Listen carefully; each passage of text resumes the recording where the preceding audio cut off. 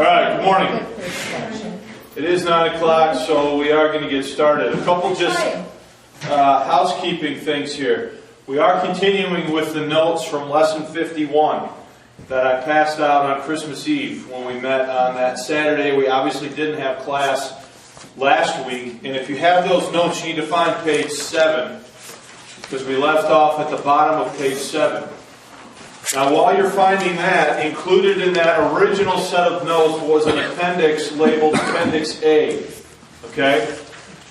That's no longer Appendix A. Appendix A is this sheet that is now in front of you. This is a expanded, better copy of that. And I'll explain what this is about when we get there. Okay? So just be aware that this new appendix here is going to kind of, when we get there, replace the original one that I had in your notes, because I found better information in between now and last time we met, so I kind of I updated it. Now, what I've done is I've taken. I understand this is technically lesson 52, as Norm pointed out, so this will be a year's worth of Sundays now. 52 Sundays after today, 52 hours of teaching on church history. I didn't really think that was going to happen when we started, but that's where we're at now. I'm looking at a 6-point. What's that? 6-point for college. Yeah, that's for sure. So what I'm doing is I'm chunking out the lessons for the internet based on this. So what I did for lesson 51 is I just Ronnie proofread this for me, and then I just took everything out up to the bottom of page 7 and said that was lesson 51, and now we're going to be on lesson 52. And I'm going to do the same thing with the PowerPoint. Now, I do want to review just a couple things. We started by looking at Darby on trial, debunking attacks on the pre-tribulation rapture. And what we did, I just want to use this real quick, okay?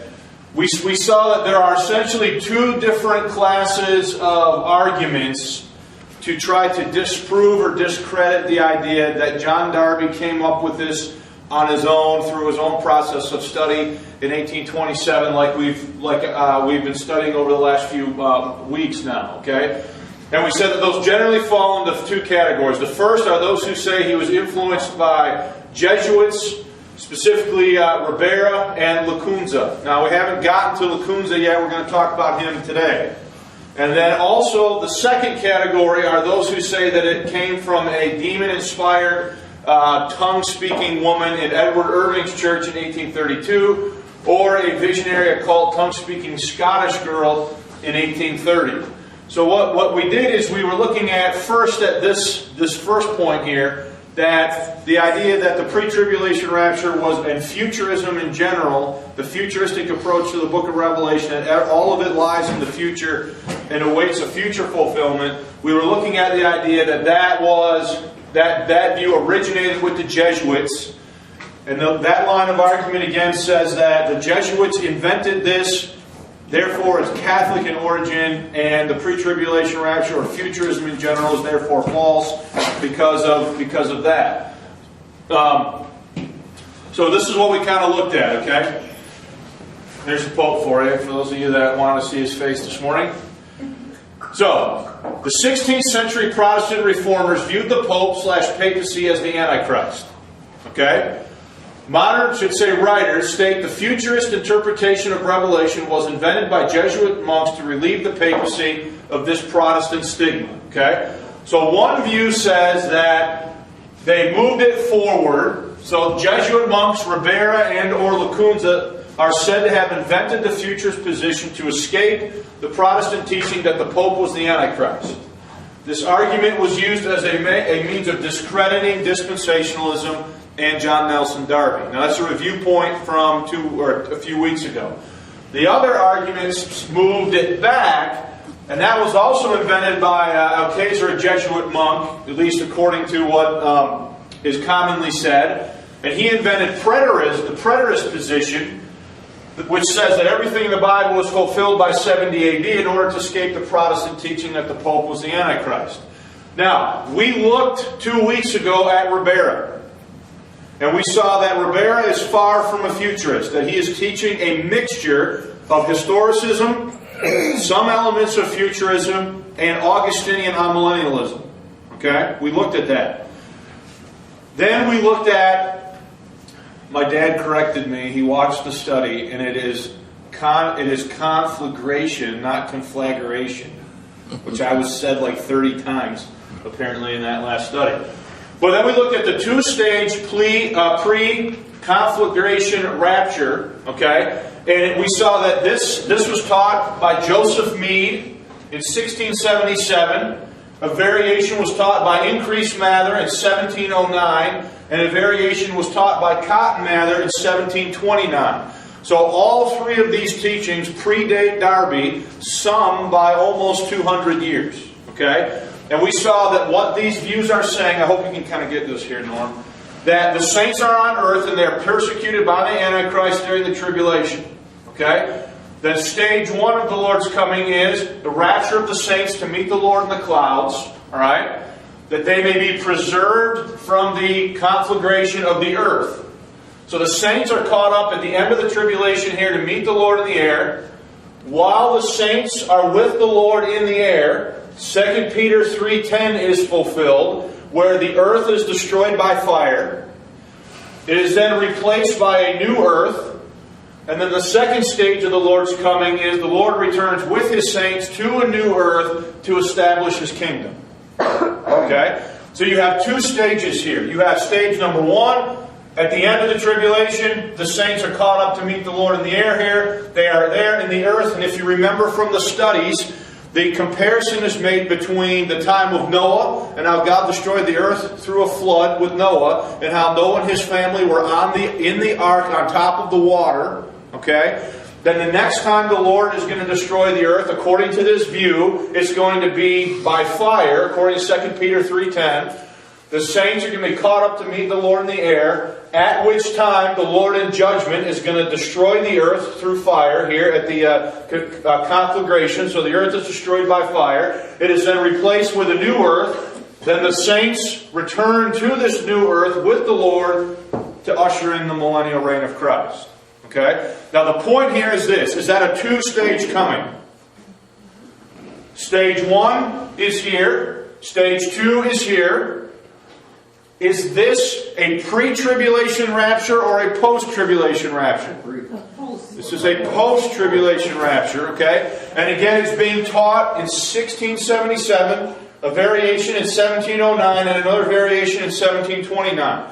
So when the author of these books right here, Dave McPherson, says, well, I'll just see if I can find it. I underlined it in multiple, I got like all the books I could find here on this. He says, he basically says that nobody before the year 1830 taught a two-stage coming. Is he wrong? He is 100% what?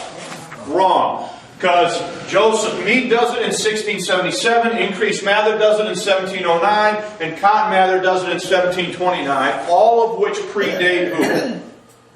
Darby. Now, do they have the rapture in what we would view as the correct place? No. I would say no. But do they clearly see a catching away here of the saints to meet the Lord in the air? Now again, stage one happens at the end of the tribulation. The saints are on earth and persecuted by the Antichrist. They're taken up to be preserved from the destruction of the earth by fire. The new earth is presented, and then the saints return according to this view. Alright? Again, that should pretty much be a review point from last time.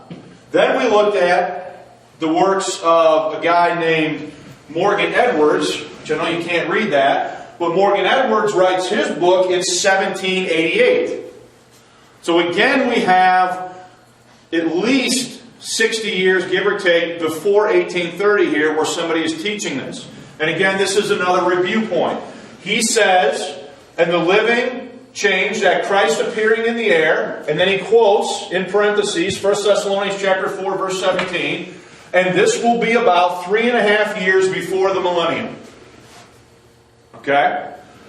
He then says that so the catching up then is the first stage, and the saints are taken to heaven before the 1260 days, i.e., this is a mid-trib what?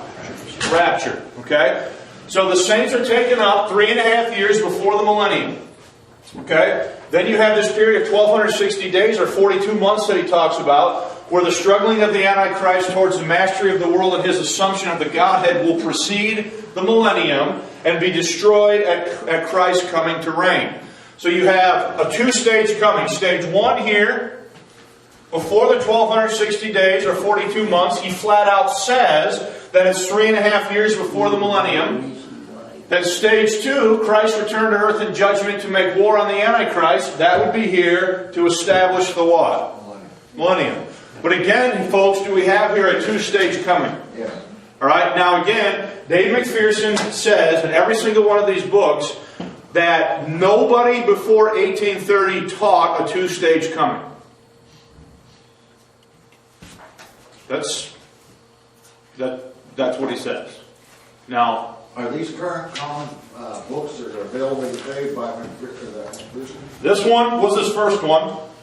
The Unbelievable Pre-Trib Origin. This one was written in 1973. Then he wrote in 1975, The Incredible Cover-Up, exposing the origins of rapture theories.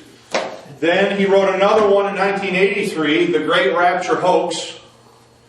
And then the latest one that he wrote was this one is in 1994, and it has gone into a second edition, The Rapture Plot. What is his orientation? Do you know? He and his father are both post-tribulation historicists, essentially, from what I can gather. You don't know what fellowship they No, I'm not sure. I know he was like kicked out of Wheaton College or something for some reason. I don't remember exactly why. So, but he has a vested interest in trying to say that Darby lied and that the pre-tribulation rapture did not originate with him, and that nobody before 1830 was teaching a two-stage coming. Now, folks, I can just tell you right now that is absolutely untrue. Okay? We've demonstrated at least 4 individuals. We demonstrated 3 on the previous slide that were all teaching a two-stage coming. The first stage being the rapture of the saints at the end of the tribulation, followed by the return to a new earth after it is the first earth, the current earth is destroyed by fire. And then this one, we see Morgan Edwards teaching a mid-trib rapture of the church before the second half of Daniel's 70th week starts here, or a pre-1260 day, i.e. a mid-trib rapture view. Both of these have the Lord coming in how many stages? 2. Okay? So, if you would look now at page 7. If you would look at page 7. After those, what you've got on the wall there, is this stuff that you've already had? Is it something I've missed when I've been gone? This is basically what I drew on the board a few weeks ago. Okay? I wanted to make something that I could put on the internet where somebody could kind of see what the view is actually saying, and this is like the best I could come up with, at least right now. So if you will look at page 7, commenting on Morgan Edwards, okay? I want you to go halfway down page 7 where it says, in the Rapture Plot. That's this book right here, okay? In the Rapture Plot, McPherson makes the following statement about a pre-1260 days rapture of Morgan Edwards. Edwards' scheme of a rapture 3.5 years before the end of the 1260 year, so he changes it to a year, tribulation, has the same tiny gap a futurist would have if he were to teach a rapture 3.5 days before the end of the 1260-day tribulation. Since such a futurist view would be seen as a post-trib view, Edwards should be classified as historicist post-trib. Okay? However, look at the next point. Huebner correctly points out the following implicit admission on the part of McPherson. Even so, that would be an historicist post-trib holding to a two-stage coming. So after all, even with his humbug explaining away the plain fact that Morgan Edwards viewed the 1260 days as days, not years, he ends with the implicit admission of a two-stage coming, trying to minimize the thrust of this by referring to a tiny gap of 3.5 days. It sounds like a biased claim game is at work, not sobriety and investigation. Can such a person be trusted to tell us what the writers quoted above thought, or what Margaret McDonald thought, or what John Nelson Darby thought? So Hebner's basic point here is that this guy cannot be what? Trusted. Okay? And I'm going to demonstrate that to you, hopefully, if we get far enough, now that I've spent 15 minutes reviewing today, that is in fact the case. So I want to go now to the next point. And this would be to finish up looking at these Jesuits. Okay? This claim that futurism and the pre-tribulation rapture originated with the Jesuits. Okay? So let's look at, was Manuel de Lacunza the source of the pre-trib rapture? Manuel de Lacunza was born in Santiago, Chile in 1731 and died in Italy in 1801. In 1747 he entered the Jesuit order and was ordained in 1755.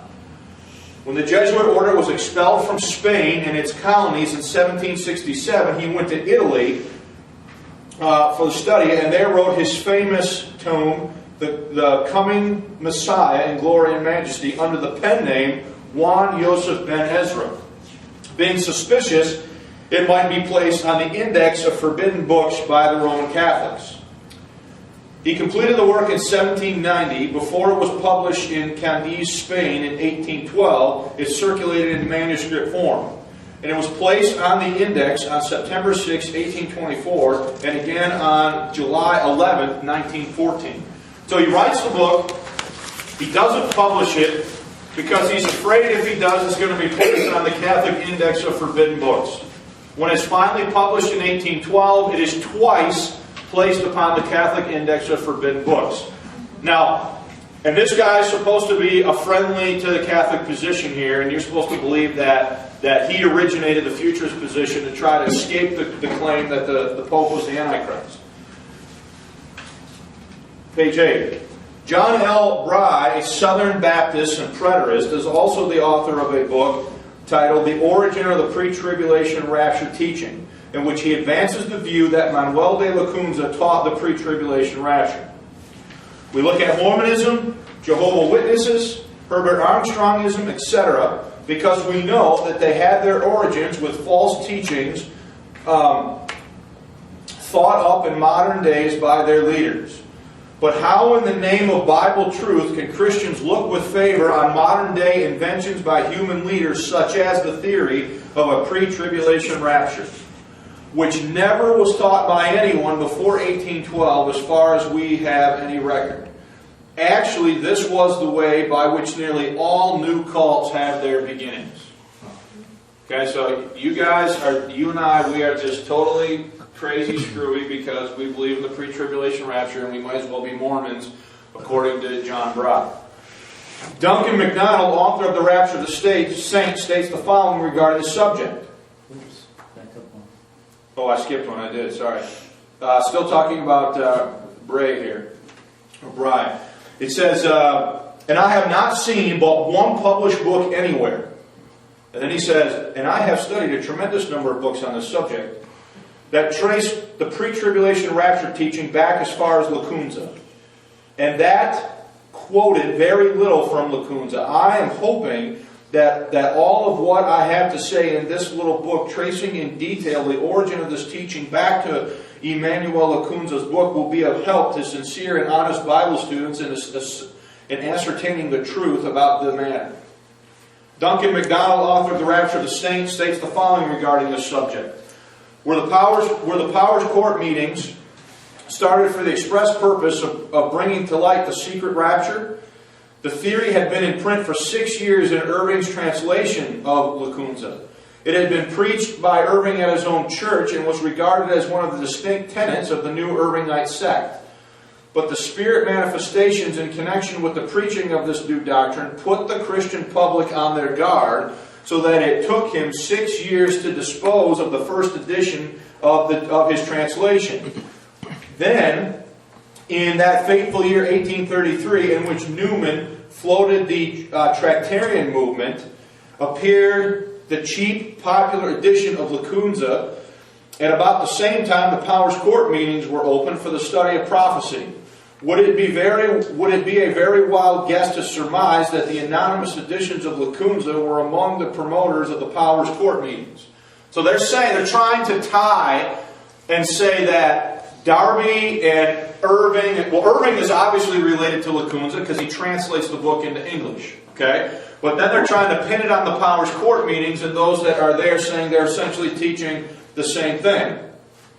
Lacunza stated his view, now here it is, that at the close of the 1260 days of Daniel 12, which of course includes the 1260 days, the rapture will occur and judgment will be poured out for 45 days before the saints return with Christ to the earth.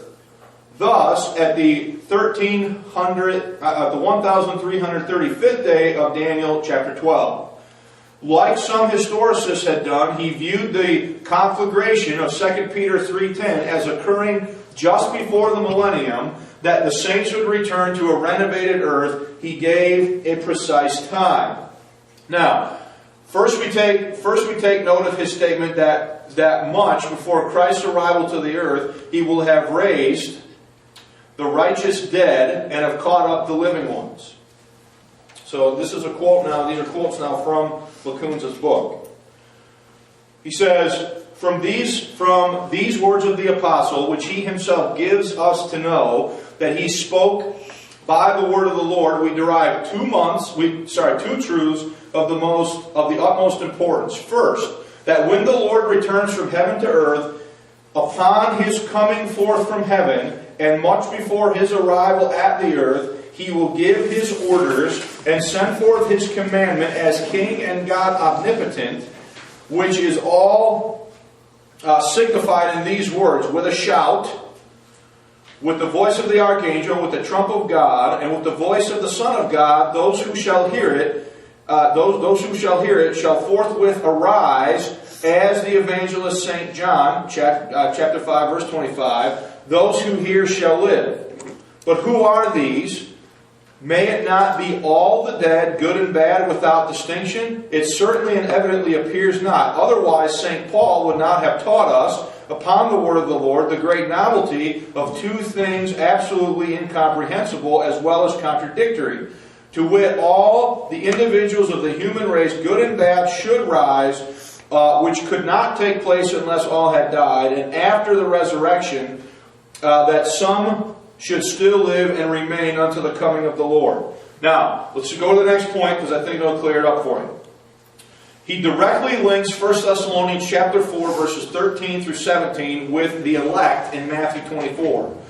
Besides this, it ought to be remembered that the apostle in this place is speaking of the resurrection of the dead who are in Christ, or those who sleep in Jesus, and not a single word does he speak of other infinite multitudes, doubtless for this very reason, that their time is not yet come. In the same way speaketh the Lord in the gospel, and pray consider it, and that ye shall see the Son of Man coming in the clouds of heaven with power and great glory, and he shall send his angels with a great sound of a trumpet, and they shall gather his elect from the four winds. Matthew 24, verse 30. If you compare this text with that of St. Paul, you will find no other difference than this: that those who are to arise on the coming of the Lord, the apostle nameth those who are dead in Christ, who sleep in Jesus, and the Lord nameth them his elect. Now, he's saying that Paul, in 1 Thessalonians 4, is talking about the same thing that Christ was talking about in Matthew 24. Does everybody understand that? Okay? Thus, Lacunza placed Christians in the time of the tribulation in Matthew 24. But had said that before Christ actually descended to earth, they would be caught up much before his arrival.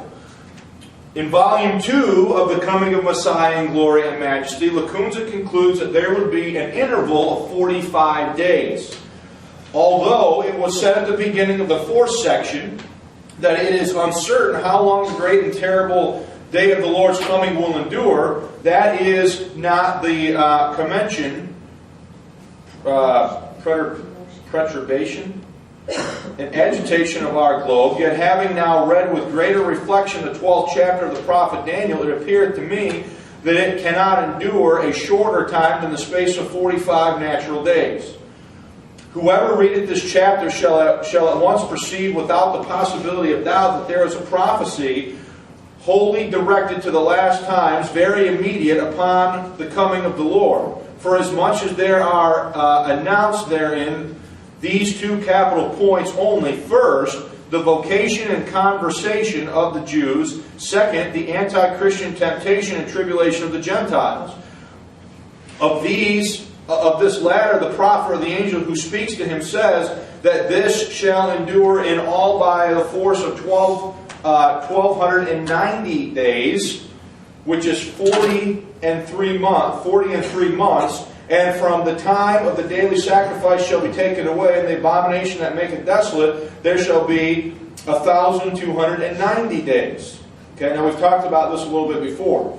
Which days being concluded, doubtless in the first beginning of the day of the Lord, these words are added, which have ever appeared to me impenetrable mystery. Blessed is he that waiteth and cometh to the 330 days in Daniel 12:12. The difference between which two periods is exactly 40 and 5. Now, so what he's saying is very much like what Meade said. That the saints are on earth and they are persecuted by the Antichrist during the tribulation, 1260 days. We'll get to that in a second. Then, stage 1, the saints are raptured after the 1260 days of tribulation. Again, you have here a post-trib rapture. And the saints are in heaven and then return with Christ to a new earth after 45 days. So here's a difference. He says that this conflagration here of the earth, this judgment of God on the earth here, is going to last how long? 45 days, and then once again a new earth is presented, and then once the new earth is presented, the saints are going to come back with who? Christ back to a new earth. So he's essentially saying the same thing. Now you need to go look at the next 2 points.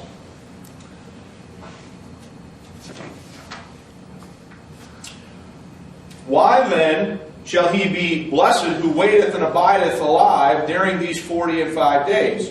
Because he will be one of the few untouched by the two-edged sword which proceedeth out of the mouth of the King of Kings, because he will be one of the few clusters which shall remain untouched in the great vine when the vintage is done.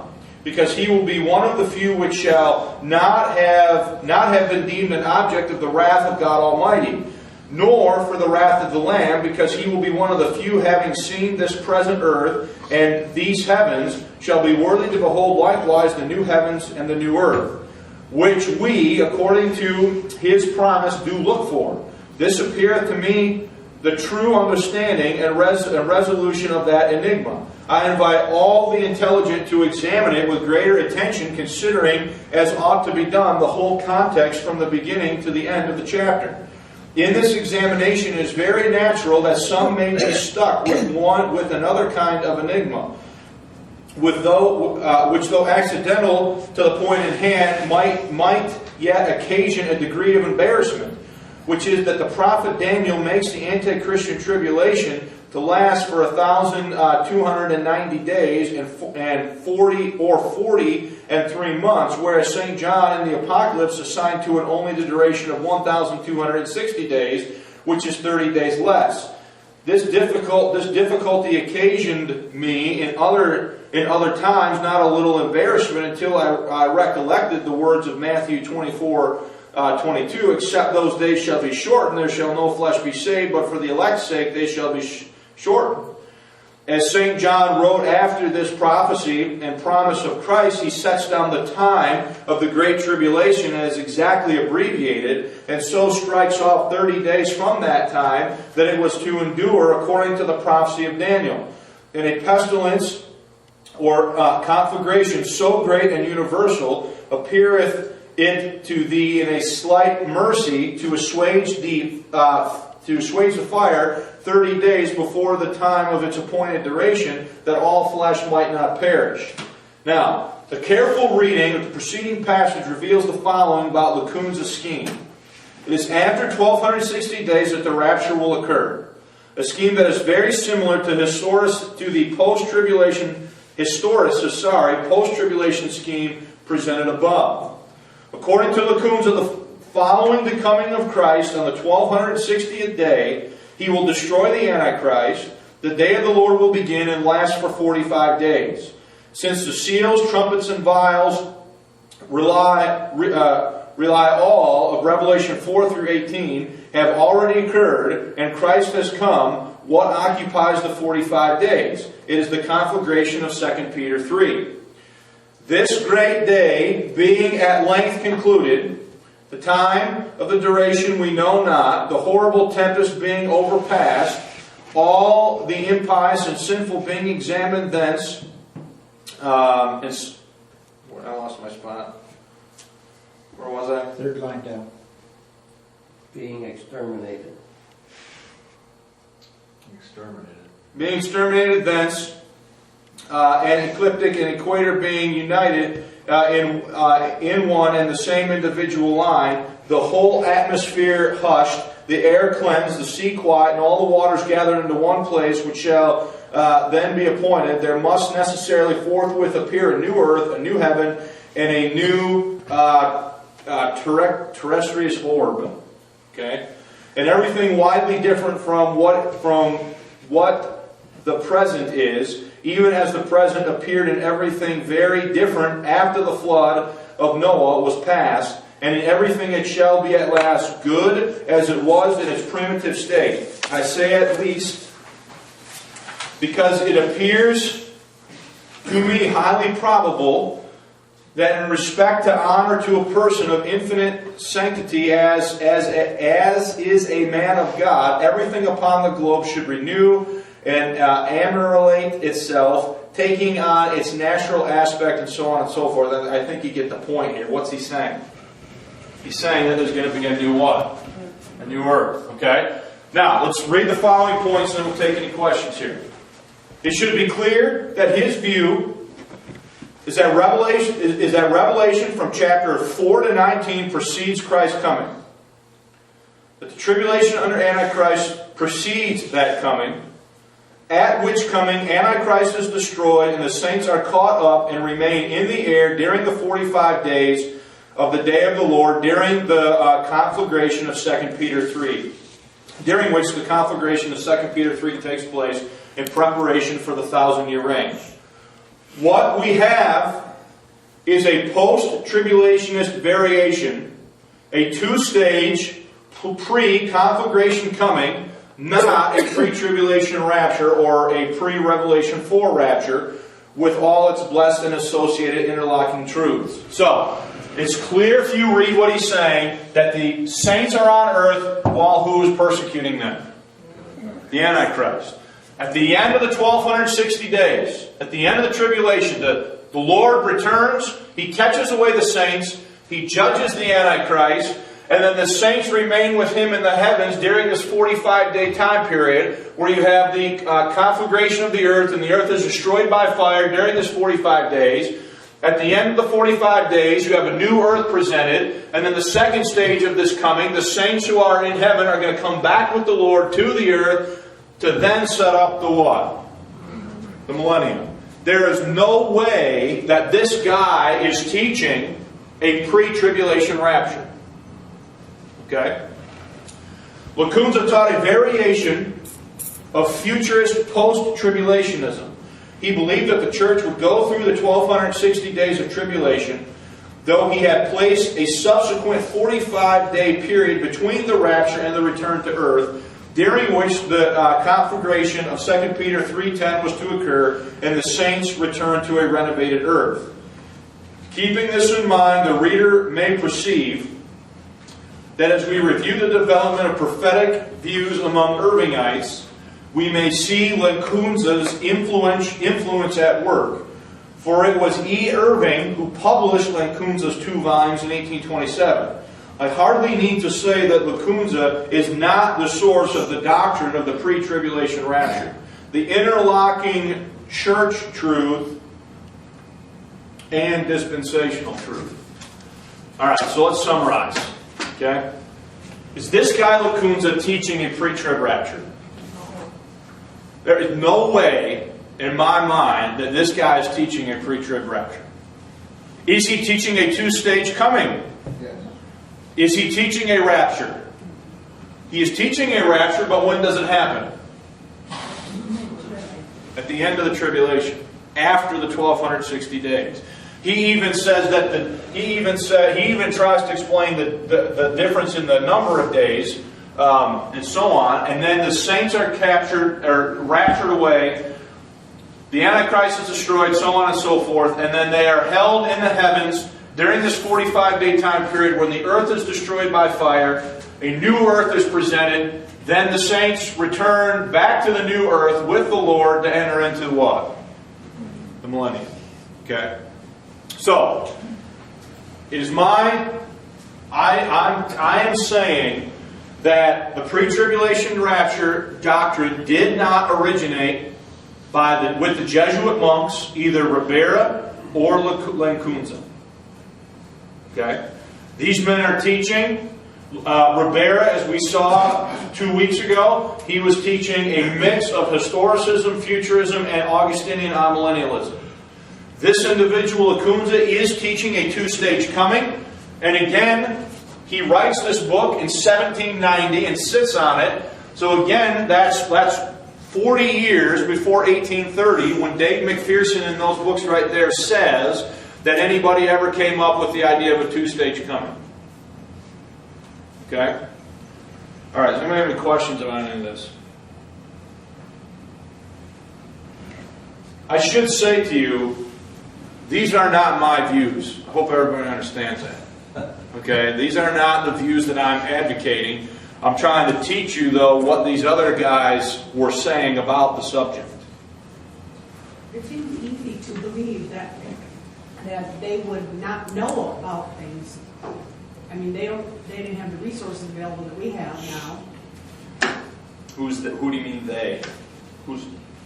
That when the one says that it was never taught before, perhaps they couldn't access that information. I think it's worse than that. This guy here in particular, who's the leader of this charge, knows and admits that he's wrong. And I'll show you in a few minutes where, to me, the way that he comes up with this is to totally fudge on the research. And there's no excuse, in my opinion, for these guys saying what they say about this stuff. Because number one, we've looked at least 3 different schemes now that were all in existence teaching a two-stage coming before 1830. Right? We saw this one first, the two-stage pre-conflagration theory. That was taught by Meade, increased matter, and cotton matter. Then we saw this one, taught by Morgan Edwards, the pre-1260 day, with a mid-trib rapture before the 1260 days, or 3.5 years before the millennium. Then we see this one with Lacunza, which is very, very similar to the other one, with the exception that he puts how many days in here? 45. But all 3 of these views, and the different variations of them, all have a two-stage coming that McPherson says you can't find before the year 1830. Okay? So to answer your question, Laura, I think there's a lot more going on here. There is a bent towards there is a bent towards discrediting this doctrine, this pre-trib doctrine. That is extremely, that I think you'll see is very powerful in the minds of some people who don't like it. And they're willing to do whatever they think they need to and say whatever they think they need to sort of discredit it. Lee? I'd like to have you back up for just a second on Lacunza, the Jesuit. Now, if that's what we would call the right wing, the fundamentalists of Roman Catholicism. They were big in Spain, and then they were cast out. First of all, I don't understand why the Catholics would have cast out their own people. And then later on, he writes this book, and then his books are banned. I suppose there's that kind of tension within the fellowship of the Catholics. But any other reason for that? Or am I asking a question that doesn't really deserve an answer? It just seems puzzling to me that these men are, if anybody's called a Catholic, it's a Jesuit. And yet they are, anyway, it's interesting to me that he would come independent of what his own fellowship teaches. This scheme right here, this idea that these guys do this to escape the Protestant interpretation that the Pope is the Antichrist, he ends up teaching something that is so radically different from the Catholic view of the end times that the Catholics can't do anything but throw it out. Okay, good idea. Good idea. Okay? Because, I mean, he's got all these elements here that, quote, standard Catholic eschatology would not accept. And so they end up having no choice, in my mind, but to say, this guy's a heretic, get this thing out of here. Okay? So is all this relevant only because of the Catholic Church is afraid that it's pointing to them as an antichrist? The only reason all this stuff is even being discussed is because people in our day who don't like the pre-tribulation rapture have sought to discredit Darby and pin its origin on a less than acceptable source. Okay? So the first attempt is to pin it on Jesuit monks. Because if we can pin it on Jesuit monks, then we can say, see, all you pre-tribulation people, you are teaching a Catholic doctrine, and therefore you're what? Wrong. But I guess my whole thought is, who cares? 3.5 years, we're in tribulation, we're not in tribulation, we're caught up before the tribulation, we have to, try and live through the tribulation. In the end, we're either right or wrong, and, we either serve Christ or we don't. But Well, first of all, I do care, personally, to get this right. yeah. Because it affects a lot of what I believe about other things. So I do think it's important that people accurately identify these issues. But to answer your bigger question, again, the only reason why anybody is discussing this in the context, or at least in the terms that I'm presenting it to you, is again, because of these people that want to discredit this doctrine. Okay? Now, the second class, if you look at the page 11, the second allegation is that the pre-tribulation rapture originated, so this is the alleged demonic and occult source of the pre-tribulation rapture. Alright? So, alleged demonic and occult source. In 1864, the post-tribulationist S.P. Trengels, I guess that's how I'm going to say it. If I'm wrong, somebody will tell me that. A text critic he's a famous textual critic, made the following charge. But when the theory of the secret coming of Christ was first brought forward about 1832, it was adopted with eagerness. What is the secret coming? The secret coming is that the Lord will return to catch away the saints without any prophetic events needing to be fulfilled first. Without the unsaved understanding? Or No, in other words, this is a return of Christ that is unique to the Pauline revelation, is not revealed in the Old Testament. Oh, okay. Okay? So, he says that it starts where? 1832. Then he says, I'm not aware that there's any definite teaching that there would be a secret rapture of the church at a secret coming until this was given forth as an utterance in Mr. Irving's church from what was then received as being the voice of the Spirit. But whether anyone ever asserted such a thing or not, it was from that supposed revelation that the modern doctrine and the modern phraseology respecting it arose.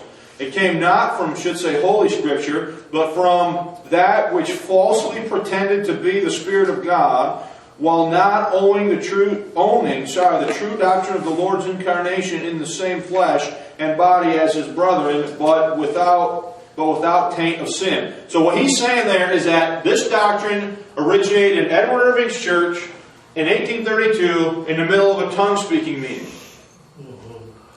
Therefore, it's what? It's wrong. 9 years earlier, in 1855, S.P. Trengels had attributed the doctrine merely to the Judaizers. when he stated the following in an article titled Premillennial Advent in the Christian Annotator on June 16, 1855. It should be noted that these two statements made by Trangles are contradictory. Here's the statement. All Christians, of course, believe that what is taught in 1 Thessalonians 4 as to the rising of the dead in Christ when He comes, as this was known alike by John and by those whom he addressed in Revelation 1, their hope is that day, not some secret advent or secret rapture of the Lord, as Judaizers had supposed might be the case, but His coming with very circumstance of publicity and manifest glory. So in 1855, this guy says it originated with who? The Judaizers, the teachers of the law. Then he says later, in 1864, that it originated in whose church? Irving's church as a result of a tongue-speaking meeting. All right? In 1840 and 1861, R. Norton, that's Robert Norton, published a book that spoke of a revelation that Miss Margaret McDonald, M.M., of Port Glasgow, Scotland, received. Since R. Norton spoke about it in 1830 at Scotland, it is evident that S.P. Trangles, who spoke about 1832 at Edward Irving's church, did not get his ideas from R. Norton's books. Okay? So the idea here is, if you look at the dates here, it doesn't follow. So this Trangles guy, if you look at the next point, S.P. Trangles and B.W. Newton were both part of the Plymouth, England gathering of Christians, and therefore had been in fellowship with John Nelson Darby for some time. In 1844, Newton began publishing his Thoughts on the Apocalypse, a post-tribulational work to which John Darby issued a series of written rebuttals. Newton's books were a systematic attack on the resurgence of dispensational truth that had occurred in the mind of John Darby. Though greatly opposed to Darby, Newton never alleged a demonic source for the pre-tribulation rapture as John Nelson Darby understood it. Newton, who was acquainted with the teachings of Irvingism, made no charge of a demonic source. On the contrary, as we have already seen, it was Newton who claimed that about 1830 a Mr. Tweedy suggested 2 Thessalonians chapter 2, verses 1 and 2 to John Nelson Darby as proof of the Lord's immediate coming. Okay, so what do we know? We know that this Trangles guy, he says in 1855 that the pre-tribulation rapture was taught by, or secret rapture was taught by Judaizers. Then 1864, he says no, it first was spoken in a tongues meeting in Edward Irving's church in 1832. Then if you look at Newton, B.W. Newton, who was once a buddy of Darby's early on, and they were sort of in fellowship with each other, Newton was a post-tribulationist and wrote a commentary and an opinion on the book of Revelation that put the rapture of the church at the end of the tribulation. But he, who was a friend of Darby's from the beginning and very early on, never suggested that it originated where? That it came from a tongue-speaking meeting in 1832 in Edward Irving's church. In fact, Newton is the one that suggests, if you recall from previous lesson a few weeks back before Christmas, it was Newton that put forth the testimony that Tweedy suggested in 1830 the verses in 2 Thessalonians 2 as being conclusive proof for the pre-trib rapture that John Nelson Darby had already been teaching for at least 3 years. So, Writers in Watching and Waiting, a British post-tribulationist publication of strict Baptists, are supporters of Trangle and Newton, and in substance repeat Trangle's charges. The any moment secret pre-tribulation of two-stage coming theory was taught by Edward Irving as a result of a vision received by a woman in his church. Beginning with an Irvingite woman that propagated Mr. John Nelson, beginning with an Irvingite woman, then propagated by Mr. J. N. Darby, this new Spirit-inspired doctrine. And third, This strange theory, originally put forth by persons in connection with the Irvingite assembly under the power of evil spirits. So, what is the charge here? Heresy.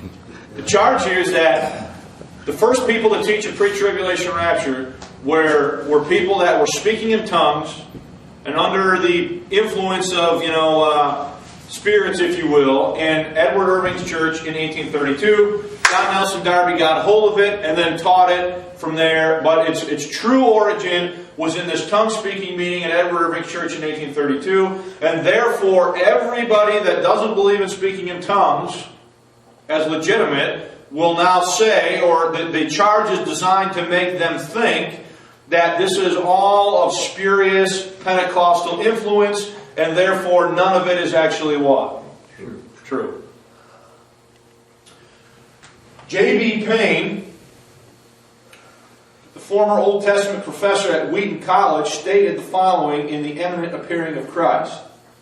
For soon after 1830, a woman, while speaking in tongues, announced the, quote, revelation that the true church would be caught up, should say raptured, to heaven before the tribulation and before Christ's return to earth.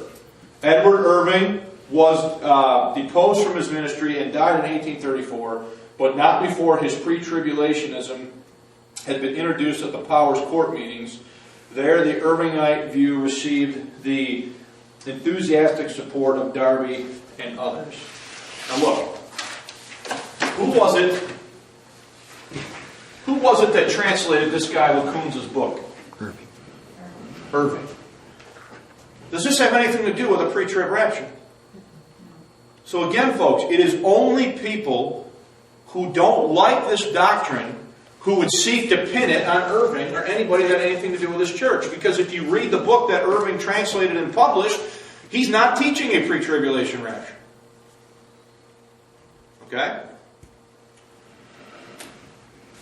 Any questions about that? Didn't Irving eventually plant the seeds for Seventh-day Advent? Isn't there a connection? I'm not sure about that. No? I'm not sure about that. I don't know. Page 13. Robert Baxter, a lawyer, had joined the Irvingites in London, England during the early 1830s and became one of their prophets. At some point, Baxter left the Pentecostal confusion of the Irvingites. In 1836, he wrote an expose titled Irvingism in its Rise, Progress, and Present State, in which we find his testimony about what Irving and his followers actually held concerning the Second Advent. The first testimony from the utterance on the nearness and coming of Christ and the fearful judgments which immediately what? Now, does that sound like a rapture here before the tribulation or a rapture here at the end of the tribulation? So this is a guy that was in the group, got fed up with it and left it, and is now writing a book saying what they were actually teaching.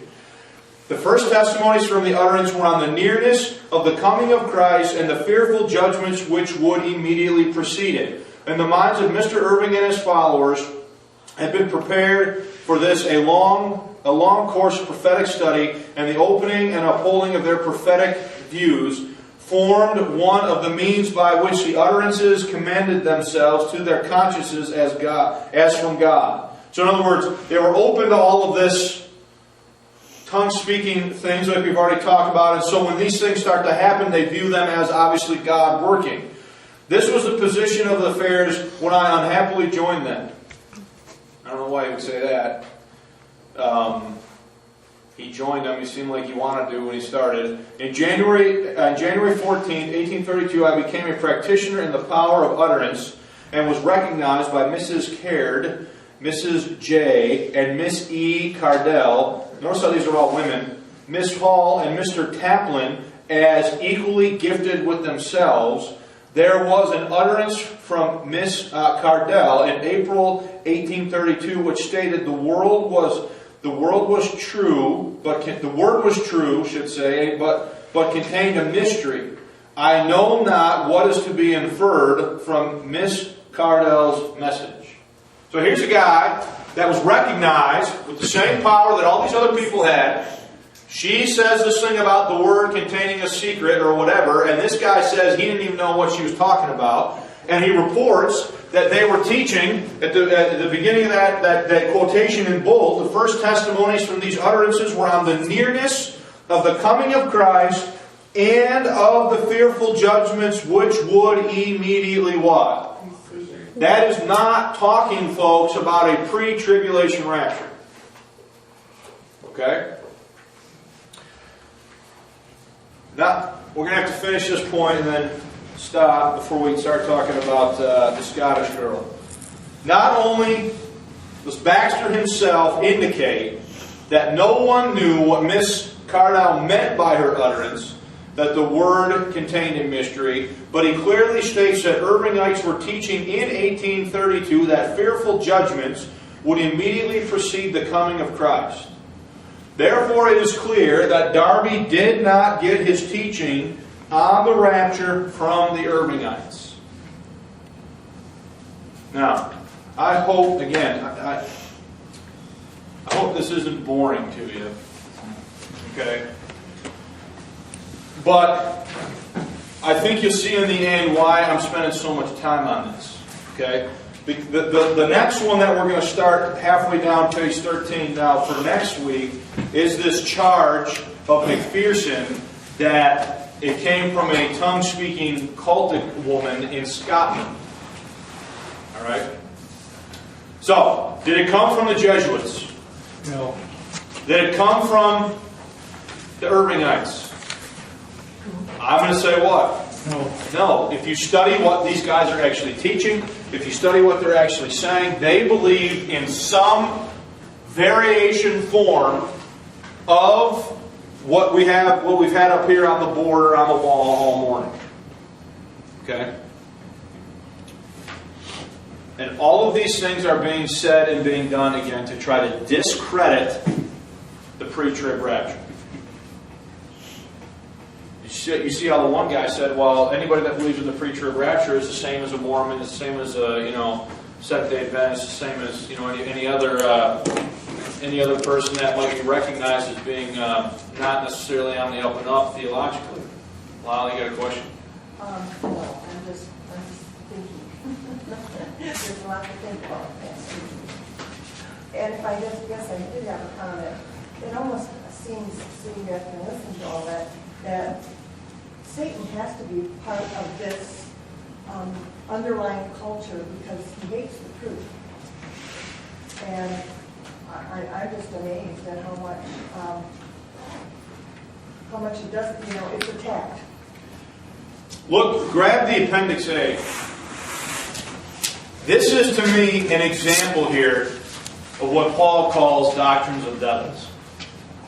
Okay? I'm just going to say something brief about this and we'll talk about it in more detail next week. If you look at the appendix, you'll notice that about from the bottom of the page down where it says she writes. Does everybody see that? Yeah. Everything from there on, and then you'll notice that there are some lines that are underlined and some lines that are not. Does everybody see that? Okay? Now,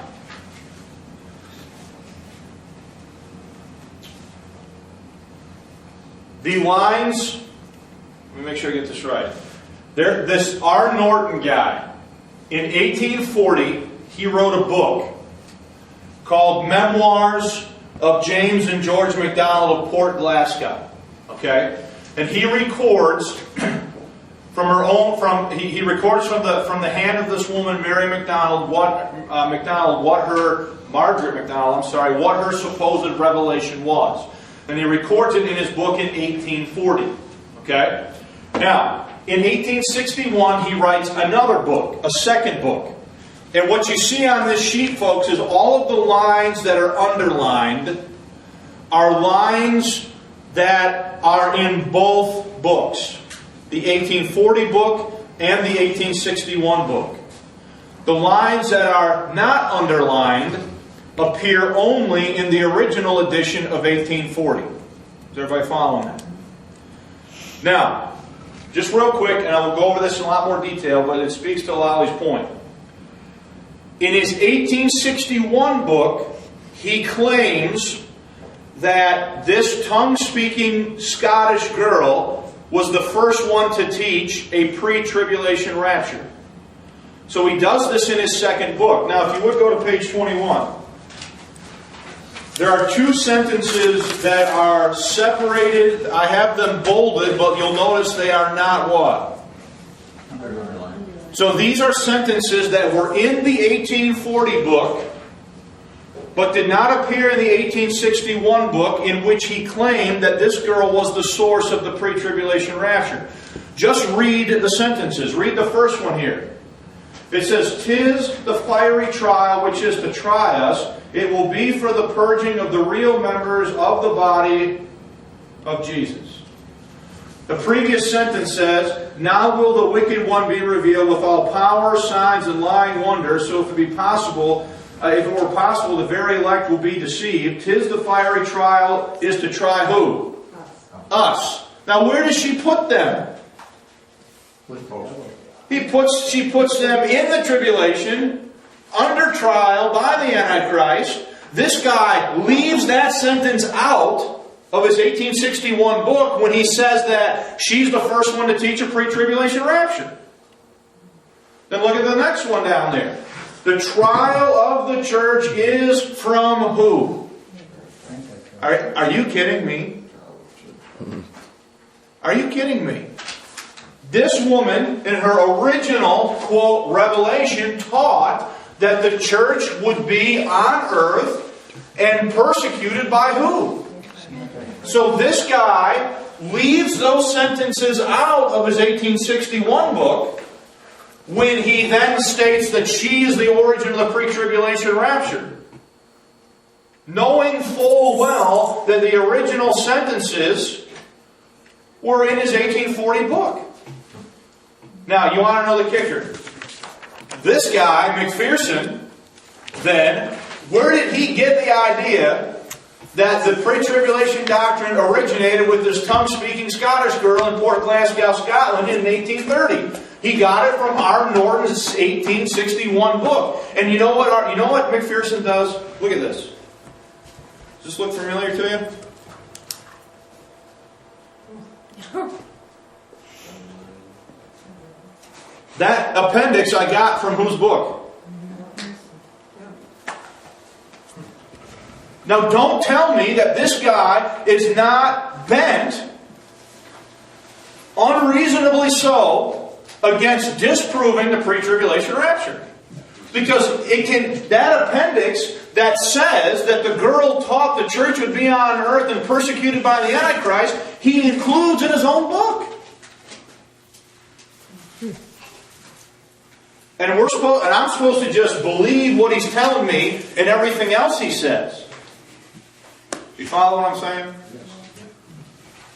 Now, we'll talk more about that next week. But I encourage you maybe between next week and this week to read Appendix A. Okay? Any last minute comments or questions? Well, Pastor, you seem to be apologetic of taking so long. I think, frankly, to unravel this, even for those of us that have been familiar with some of these things, it's still important to get that documentation. Yeah. And I thought, because, frankly, if I were to go here and somebody asked me some of this stuff, I got to think about it a little bit more before I can repeat some of them to be sure. So I just want to encourage you, don't forget about the clock. Okay. I think we all enjoy this. It's good for us to know that you're backing up everything you say. Well, that's been my main concern the whole time. And by the way, that appendix is in every one of these books. Okay? All right, we got to quit. Thanks for your time. We'll be in here again next week, and we'll finish part 3 now, I guess, on these notes. And we'll talk about it later. So keep your notes, bring them